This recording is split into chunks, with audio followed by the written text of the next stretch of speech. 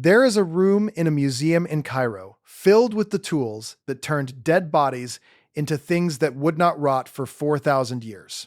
Knives, hooks, bowls with dried residue still stuck to the bottom. And in every single one of those bowls is the answer to a question that has haunted archaeologists for 2 centuries. How did a Bronze Age people with no microscopes, no chemistry, no understanding of bacteria figure out how to defeat decay so completely that we are still pulling intact human faces out of the sand today? The Egyptians did it thousands of times. They perfected it. And here is the part that should stop you cold. They never wrote the recipe down. Not once. In 3,000 years of the most obsessively documented civilization in human history, a culture that carved grocery lists and tax complaints into stone, the single most important secret they possessed, the actual method for making a mummy, was never recorded anywhere. And for a long time, nobody could explain why. Today, we are going to go through exactly what that secret was, why they kept it out of the written record, on purpose, and the discovery that finally cracked it open. Because when scientists analyzed what was actually inside those bowls, they found something nobody expected. Ingredients that should not have been in Egypt at all. Materials that pointed to someone else. Someone who taught them. Most people who think about mummies think about bandages and gold masks and pyramids. They picture a king wrapped in linen, sealed in a tomb, waiting for the afterlife. And all of that is real. But the wrapping and the gold and the tomb are the last 5% of the process. The part everyone sees. The part that made it into the paintings on the walls. What almost nobody sees is the 70 days before that, the part that actually did the work, the part that happened in a room off to the side that no tourist ever visits. Because that room is where the real secret lived. And the Egyptians treated that room the way a modern company treats a factory floor full of trade secrets. You did not talk about what happened in there. You did not write it down. You learned it by standing next to someone who already knew, and you passed it to the next person the same way. Let me set the scene properly, because the timeline is the first thing that makes this strange. The practice we are talking about ran for over 3,000 years, from around 2600 BCE, all the way to the Roman era. Think about how long that is. That is longer than the gap between us and the very first pyramid. For that entire span, generation after generation of Egyptian embalmers preserved bodies so effectively that the ones they made are still recognizable today. Skin, hair, fingernails. Faces you can look at and see a person. And they did it with copper tools, plant oils, tree resin, and a type of salt. That is it. No refrigeration, no sealed environment. Just chemistry they were not supposed to understand yet, applied with a precision that modern scientists have struggled to reproduce even with everything we know now. And here is the first thing that does not add up. The Egyptians wrote about everything. We have their medical texts, we have their legal disputes, we have letters between workers complaining about their bosses. We have detailed religious instructions carved across the walls of tombs, spell by spell, telling the dead exactly what to say to the gods, and in what order. The afterlife was documented down to the syllable. But the physical process of preparing the body for that afterlife, the actual embalming, is almost completely absent from the written record. There is no manual, there is no how-to, there is no papyrus that says, take this much of this, mix it with that, apply it here for this many days. For a civilization that carved instructions into everything, the most valuable technical knowledge they had simply is not there. And for over 100 years, the only real description we had of how a mummy was made did not even come from an Egyptian. It came from a Greek tourist, a historian named Herodotus, who visited Egypt around 450 BCE and wrote down what he was told about the process. And for centuries, his account was basically all we had. The problem is Herodotus was an outsider. He did not do the work. He was writing down secondhand descriptions, possibly from guides, possibly from people who did not fully know themselves, possibly from people who deliberately told him a simplified or misleading version. He described the broad strokes: remove the organs, pack the body in salt, wait, wrap it. But the specifics, the actual chemistry, the exact materials, the reasons behind each step, those were either vague or wrong. We were trying to reconstruct the most sophisticated preservation technology of the ancient world from the notes of a foreign traveler who watched from the outside. It is like trying to rebuild a modern pharmaceutical factory from a tourist's postcard. So the mystery sat there. We had thousands of mummies, physical proof the method worked, and almost no reliable record of what the method actually was. Scholars filled the gap with guesses, and some of those guesses were wrong for a very long time, which we will get to, because one of them turned into a 100-year argument that only got settled recently. But first, the salt.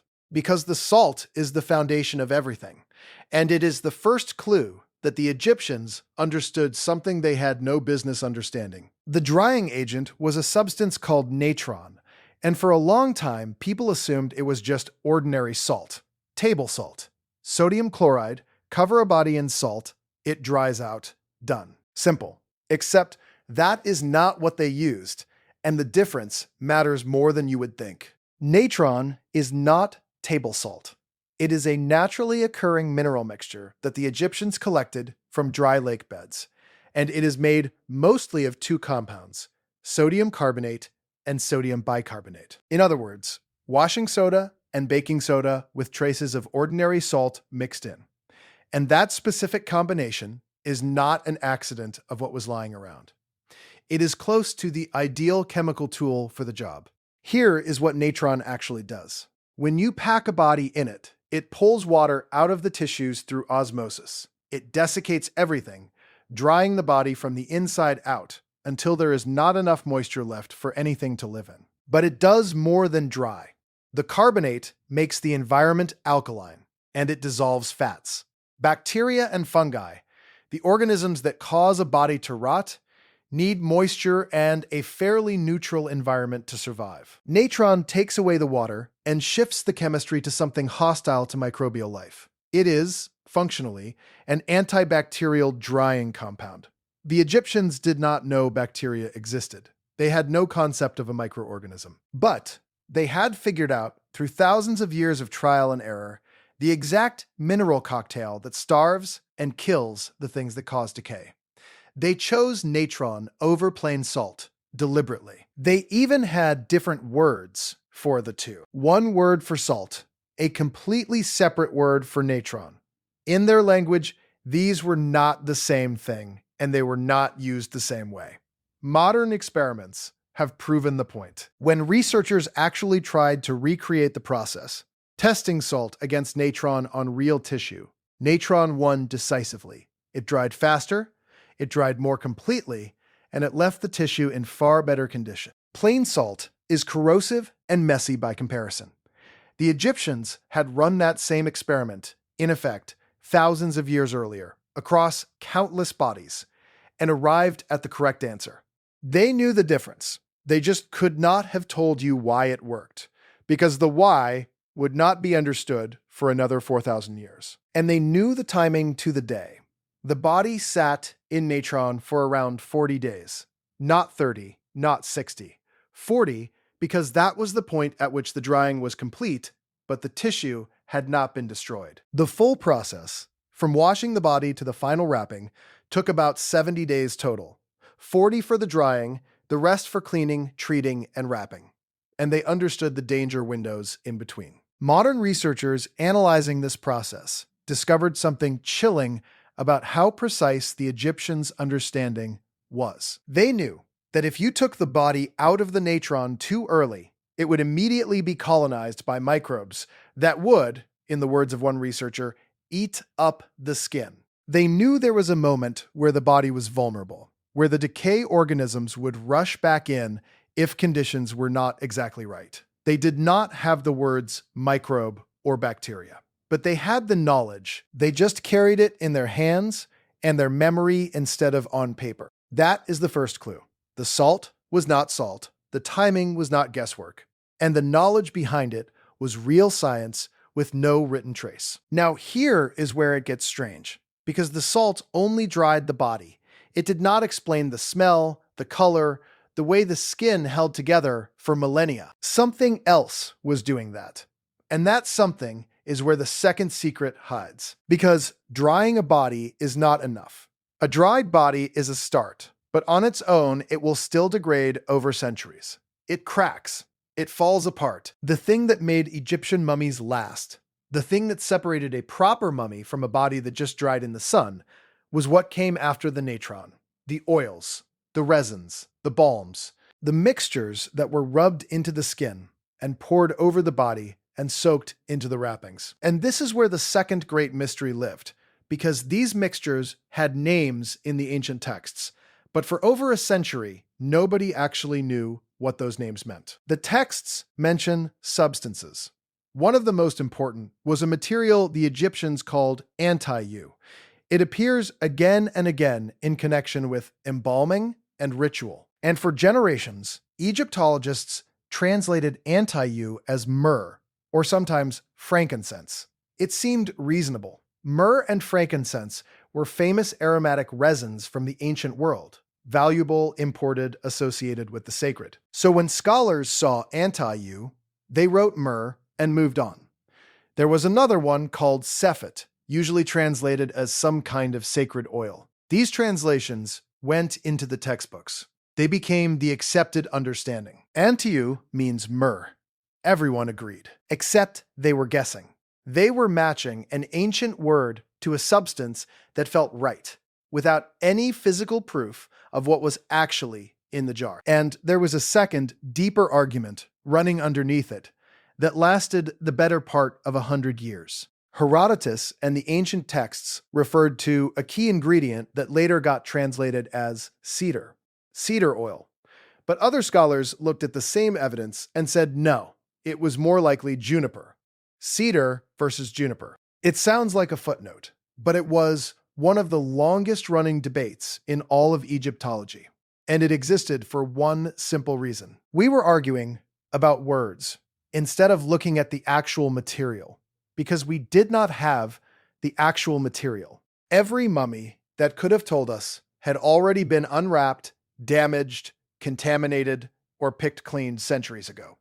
We had the names and we had the bodies, but we had never found the workshop. The place where the mixing actually happened.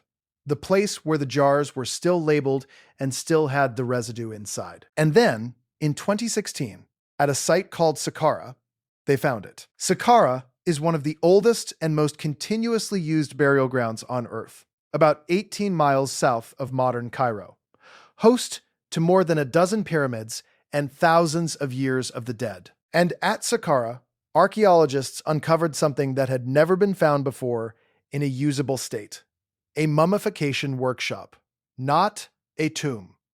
A working facility. There was a shaft that dropped down into an underground embalming chamber, and at the bottom of a 13-meter well, they found a collection of ceramic vessels. Dozens of them. Beakers, bowls, cups. And this is the part that changes everything. Many of the vessels were labeled.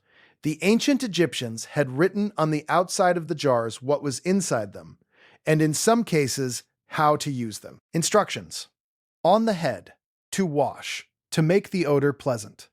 The labels the embalmers used for themselves, in the room where the work was done, that had never been meant for public eyes. The jars dated to the 26th dynasty, roughly 664 to 525 BCE, and inside many of them, the residue of the original substances was still there, dried, but chemically intact, waiting 2,500 years for someone to read it. For the first time in history, researchers had the label and the substance together, the name written on the outside and the actual chemical contents on the inside. They could finally stop guessing. A team from Germany and Egypt, working with the National Research Center in Cairo, took 31 of these vessels and ran the residues through gas chromatography and mass spectrometry, machines that break a substance down into its molecular components and tell you exactly what it is made of. They published the results in the journal Nature in February 2023, and the answers rewrote the textbook. Start with anti-U, the word everyone had translated as myrrh for 100 years. The jars labeled anti-U did not contain myrrh. They contained a blend, a mixture of cedar oil, juniper or cypress oil, and animal fats. Anti-U was never a single substance at all. It was a recipe, a specific combination that the translation myrrh had completely erased. And the century-long cedar versus juniper war. The chemistry settled it in the most unsatisfying and perfect way possible. The recipes contained both. Both sides had been half right and half wrong, arguing over an either-or that was actually a blend. The Egyptians used cedar products and juniper products together, and the argument only existed because we had been staring at words instead of molecules. And it went deeper. The analysis showed that different substances were used for different parts of the body, matched with almost medical specificity. Pistachio resin and castor oil were used specifically on the head. The jars for treating the head held a mixture of alumi, pistacia resin, cedar, and cypress or juniper. Different organs got different treatments. The bandages themselves were treated with conifer oils. There was a mixture of animal fats and incense labeled, in effect, as an unguent to make the odor pleasant. This was not one magic potion applied to everything. It was a differentiated, targeted system with the right chemistry for the right tissue, developed and refined across thousands of years of practice. And every one of those substances the researchers identified had one thing in common with the natron. Many of them are antibacterial. The oils and resins that stave off microbial growth. The exact compounds that stop the tiny organisms the Egyptians did not know existed. Again and again, across every part of the process, we find them reaching for the specific materials that kill the things that cause decay. Not because they understood the biology, because they had learned, over an unimaginable span of time, what worked. That is the second clue. And on its own, it is staggering. But buried in that same chemical analysis was something that pointed away from Egypt entirely. Something that answers the second half of our question. Because when the scientists identified every ingredient in those jars, two of them should not have been possible. Two resins turned up in the Saqqara vessels that stopped the researchers cold. One was called elemi, the other was called damar. And the problem with both of them is geography. Elemi comes from canarium trees that grow in the rainforests of Asia and parts of tropical Africa. Damar comes from shoria trees. And to this day, those trees grow in exactly one part of the world: tropical Southeast Asia, southern India, Sri Lanka, the rainforests of Indonesia, and the surrounding region. Damar does not grow in Egypt. It does not grow anywhere near Egypt. It does not grow anywhere in Africa or the Mediterranean. For that resin to end up in an embalming jar in a workshop south of Cairo, it had to travel thousands of miles, across oceans and deserts, through a chain of traders and middlemen, from the jungles of Southeast Asia to the hands of an Egyptian priest preparing a body for eternity. Sit with what that means. Nearly 3,000 years ago, the mummification industry in Egypt was reaching across the entire known world to source its materials. Cedar oil from Lebanon, bitumen from the Dead Sea, pistachio resin, and other products from the Levant, elemi from the tropics, and damar from the far side of Asia. The embalmers were not using whatever was lying around in the desert. They were assembling a global supply chain to get very specific chemical substances in large quantities, because those specific substances were the ones that worked. Think about the logistics hidden inside that jar of damar. Someone in a Southeast Asian rainforest tapped a shoria tree for its resin. That resin passed through the hands of local traders, then long-distance merchants, moving by sea and by land, changing hands over and over across thousands of miles, over months or years, until it reached a market in Egypt, where an embalmer bought it, knowing exactly what it was and exactly what it was for. That is not a people who stumbled onto a local trick. That is a people running an operation, one that knew precisely which materials it needed and was willing to reach to the ends of the earth to get them. One of the researchers put it plainly: Egyptian mummification probably played an important role in the early emergence of global trade networks. The demand for these exotic resins helped drive the connections between distant civilizations. The need to preserve the dead was quietly wiring the ancient world together. And that is the thread that pulls the whole story in a different direction. Because now the question is not just how did the Egyptians learn to make a mummy? It is, where did this knowledge come from and who supplied them? And did anyone teach them? The old picture was simple. Egypt invented mummification, perfected it, kept it secret, and did it all themselves. But a global supply chain implies relationships. It implies knowledge moving along those trade routes, not just goods. When a dammer resin travels from Southeast Asia to an Egyptian embalming table, ideas travel with it. And the deeper researchers looked at the origins of this practice. The further back it went, and the more it looked like the Egyptians of the pyramids were not the inventors of this at all. They were the inheritors. Here is where it gets strange, and here is the reveal that reframes everything. Because to find out who really taught the Egyptians, you have to go back before the Egyptians, before the pharaohs, before the pyramids, before Egypt was even a country. For most of modern history, scholars believed the earliest Egyptian mummies were accidents. Not made, just made by the desert. The idea was that in the very ancient past, before anyone knew how to embalm, people were buried in shallow graves in the hot, dry sand near the Nile. And the sand itself, the heat and the dryness, naturally dried the bodies out before they could rot. Natural mummification. No skill involved, no intent, just the environment doing the work. And later, Egyptians noticing the result and slowly, over centuries, learning to reproduce it on purpose. That was the accepted story. Mummification was a technology that Egypt developed gradually, starting from a happy accident, reaching its peak around the time of the Great Pyramids. Then, researchers went back and looked closely at one particular body, a prehistoric mummy that had been sitting in a museum in Turin, Italy, since around 1901. Untouched, never treated with modern preservatives, never really studied. A young man, 20 to 30 years old when he died, curled in the fetal position.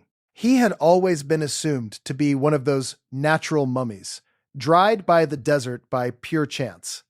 He is old. He dates to somewhere around 3,700 to 3,500 BCE. That is well over 1,000 years before the first pyramid. This is deep prehistory, before writing, before the unification of Egypt, before any of it. And when a team led by researchers from the universities of York and Macquarie ran the same kind of chemical analysis on him, the accident theory collapsed. His body and his wrappings had been treated, deliberately, chemically. They found a base of plant oil mixed with a plant gum or sugar, heated conifer resin, and an aromatic plant extract. And those last two ingredients are the ones that matter, because those are the ones that fight microbial growth. This was not the desert drying a corpse by chance. This was a recipe. A designed embalming balm with antibacterial agents applied to a human body more than 5,500 years ago. Someone made this man into a mummy on purpose, using a formula over 1,000 years before the civilization we credit with inventing mummification even existed. And here is the detail that should raise the hair on your arms. The recipe they used on that prehistoric body is essentially the same recipe the Egyptians would be using 2,500 years later, at the absolute peak of their power. Not similar. Not a rough early version. The same core formula, the same base of plant oil, the same heated conifer resin, the same antibacterial aromatic extracts used in similar proportions. The masters of the pyramid age, the embalmers whose work fills our museums, were following a recipe that was already ancient when they learned it. It had been handed down generation to generation for over 2,000 years before they ever touched it. That is why it was never written down. You do not write down what you were born knowing. It was passed hand to hand, teacher to apprentice, in an unbroken chain stretching back into a past so deep that Egypt itself is only the second half of the story. And it goes wider than one body. Earlier evidence from other prehistoric burial sites at places called Mostagetta and Badari in central Egypt, dating as far back as 4,300 to 3,100 BCE, showed the same embalming compounds in the wrappings. Resin-soaked linens, the same chemical signature, hundreds of miles apart, over 1,000 years before the pharaohs. Which tells us something remarkable. This knowledge was not confined to one village or one family. It was spread across a wide geographic area, shared among people who supposedly did not yet have a common identity, a common state, or a common written language. The recipe existed before the nation did. The people who would become the Egyptians were already carrying this science in their hands and their memory before they were Egyptians at all. It passed, in the words of one researcher, through oral tradition, spoken, demonstrated, never recorded, for millennia. So who taught them? The honest answer is the one that is more unsettling than any single teacher would be. Nobody taught them in a single moment. The knowledge is older than the teachers. It reaches back past the beginning of the civilization we thought invented it, into a prehistoric world we know almost nothing about, carried forward by people whose names we will never have, who understood how to defeat decay before they understood almost anything else about the world. The Egyptians did not discover this.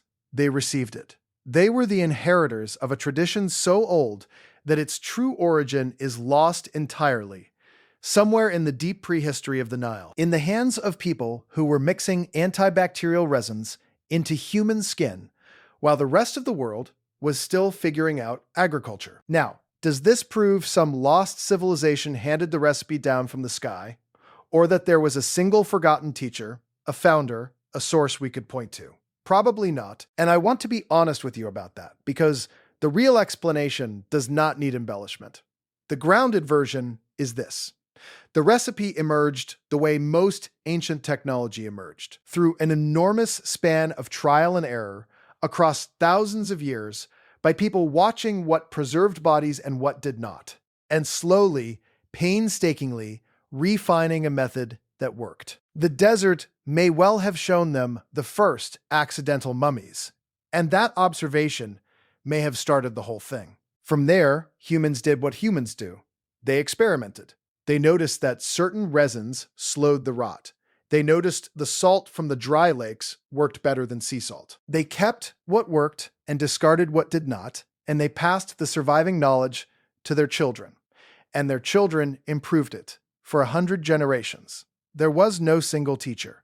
There was a chain so long that by the time we can see the Egyptians clearly, the knowledge at the end of it looks like magic, because we cannot see the thousands of years of failures that produced it. But here is what that grounded explanation cannot make ordinary.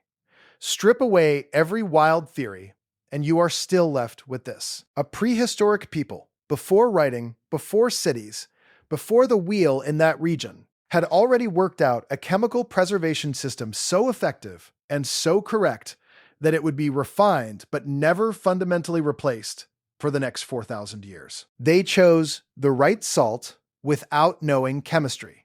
They reached for the right antibacterial resins without knowing bacteria existed. They understood timing and vulnerability windows and body part-specific treatments. And they built a supply chain across the entire known world to feed it. And they did it all without leaving a single instruction manual, because the knowledge was so deeply woven into who they were that writing it down would have been like writing down how to breathe. You do not need aliens or a lost super civilization to be unsettled by that. You just need to look at what is actually there.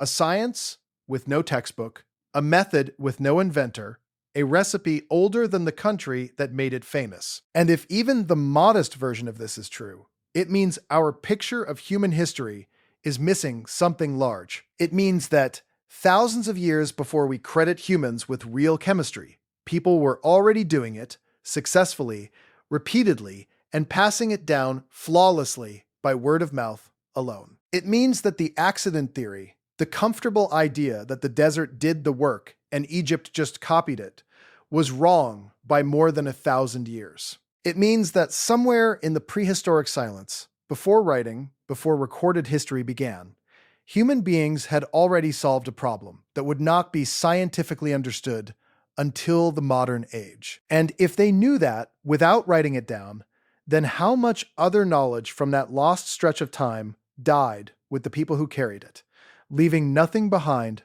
but the results? That is the question that does not let go, because the mummies survived. The recipe survived, printed in the chemistry of their skin.